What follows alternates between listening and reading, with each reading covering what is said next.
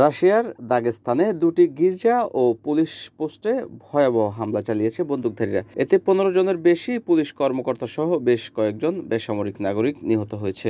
আহত হয়েছে আরও অনেকে। হতাহতের সংখ্যা আরও বাড়তে পারে। হামলাকারীদের মধ্যে ৬ জনকে গুলি করে হত্যা করা হয়েছে বলে দাবি করা হয়েছে।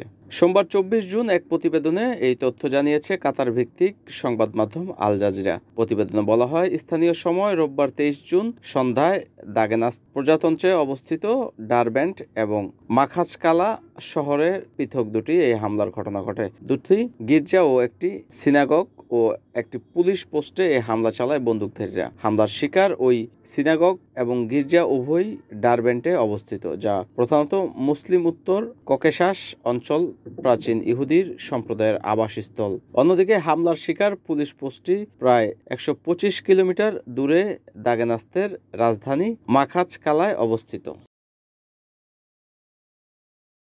NNTV news desk.